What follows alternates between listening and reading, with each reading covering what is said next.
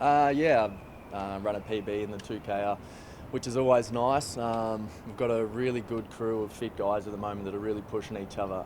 Dylan Stevens is running awesome. I think he's always had that behind him coming from Sydney. Darcy Tucker, last year had an interrupted pre-season with his knee, but he's come back this year and he's as fit as ever as well. There's other guys like Liam Shields who's still pushing the boys as an older guy. So yeah, there's a really good fit crew of guys. What does it tell you about Brisbane Locus coming back from that ACL but still finishes top 10? Yeah, he's an athletic beast. You have a look at him. He takes his shirt off. He struts around a bit.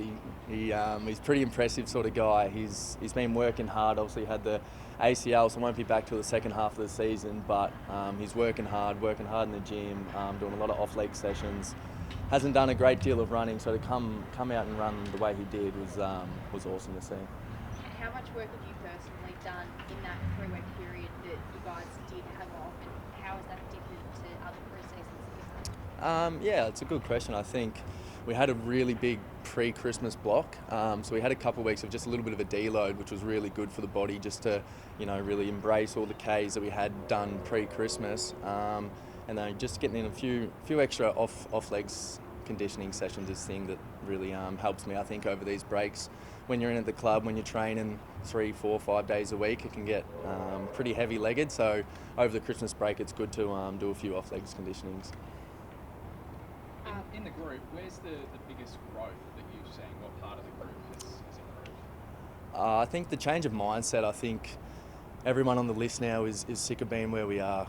We've been down the bottom few for 3, 4, 5 years. Everyone's sick of it. The change of as I said, the mindset. Everyone's working a lot harder. Everyone knocked off seconds, 10, 15 seconds off their PBs in the tests that we do, and I think that just shows where the group's at. They're starting to mature a little bit more, which is good to see. How much has that change of mindset been driven by Clarko, or is it purely just a player-driven?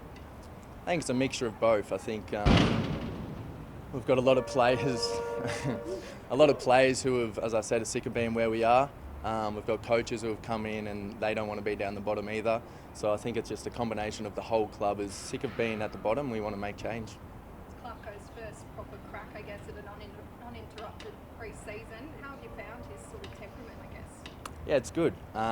He's all about the mindset that we have going in and just believing in one another as a team. So, coming in, the trainings, we get things thrown at us all the time. We might have a surprise shuttle test or a surprise 2K, things we normally don't like doing too much, but it's all about just making our mindset tougher. We've got a pretty young group, so we just got to be ready for anything at any time. Given how young that group is, what are the ambitions? You say you're sick of being on the bottom, but where do you expect to get to this season? You can't really put a number on where we'll get to, but we're going to improve. I know that for sure. I've got no doubt. We've got a few of the young guys coming through, like Colby McKercher. You don't see too many first year draftees come into the club and actually you sit back and watch training and go, holy crap, like he's dominating training out there. So that's awesome to see. You got Zane Dersmer's come in, he's doing the same stuff. The usual guys like Harry Sheasel, Georgie Wardlaw, these guys pushing each other. Cam Zerha's come back in awesome nick. So I'm just really excited to get to the start of the season and see what we can do. How much has it graded you the last couple of years, not being able to get the wins on the board and get you to this position where you guys are sick of it, where you're at? How much of that pressure sort of weigh on you? I don't think it really puts too much, pressure. You don't really sit there and think we haven't won too many games or this or that. It's just another opportunity to get better each year. As I said, we're all sick of losing week in, week out. So I think it's just another opportunity this year to show that we can improve and we can be better. You mentioned the likes of Zane and Colby. Do you think either of them could debut come round one? Oh, they're definitely putting their hands up, especially Colby. I'd be very surprised if he wasn't in the team. Will we see Colby in the midfield, or is he just sort of a half back? Wherever we need him, I think.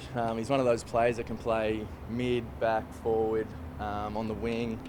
He's dominating all of training, so I think he's been playing a little bit of half back, a bit of that rebound defender, and he's been going really well. So Harry Sheasel move somewhere else? Talk about that half-back role moving forward. He's the kind of player as well, the kind of player anyone on the field.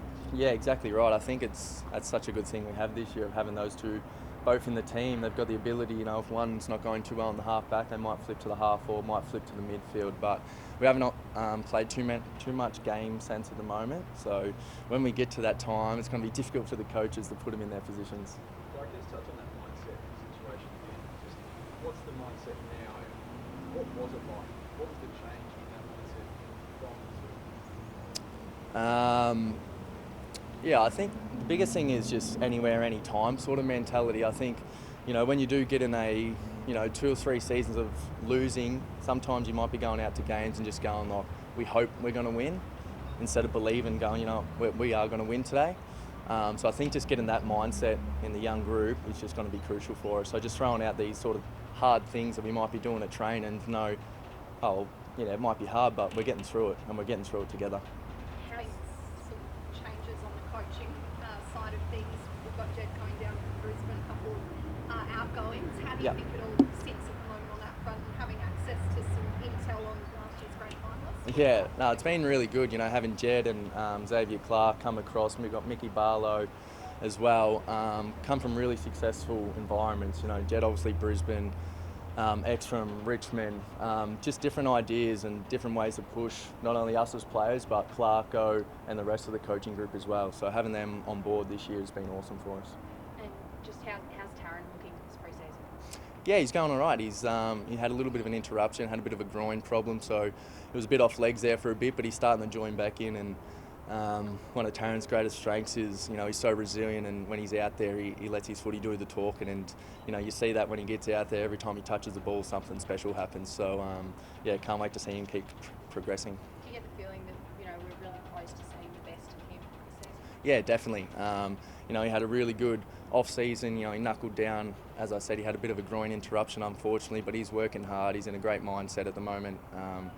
So yeah, can't wait to see what he does this season.